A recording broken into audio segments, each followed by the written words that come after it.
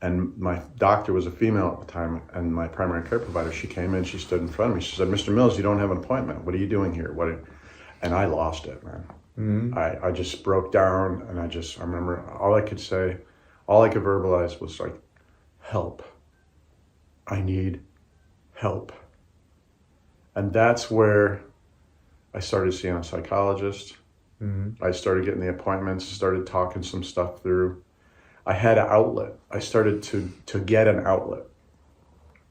And I started getting talked down off that wall. I talk about it being like you're on the cliff face, and you can jump. Luckily, I didn't jump off that cliff and do something and hurt myself or hurt somebody else. I was able to start getting talked kind of back off the cliff a little bit. I was able to start pushing the pressure valve and letting a little pressure off. I was able to bring my flash point down a little bit. You touching on it, you know? Yeah. I use the vet center, and the vet center to me is very powerful. Any counselor I've had with the vet center, we've all got along great.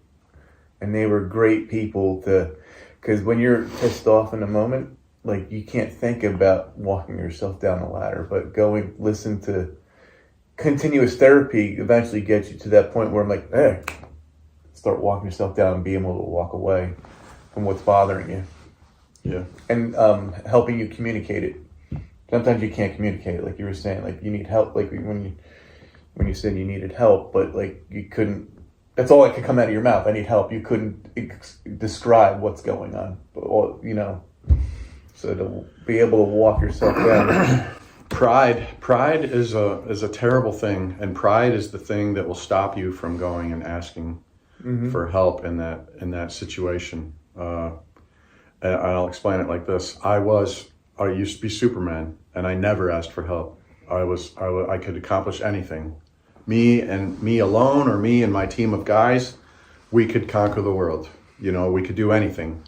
And so when I guess I had gotten to the point as a disabled vet now, it's understanding that you're broken, which you don't want to admit, that you're having a hard time dealing with the breaks, whether they're physical, mental, emotional breaks that you haven't come to terms with. But then you find yourself in this situation in that situation, I couldn't help myself. I couldn't solve that problem. There was nothing I could do.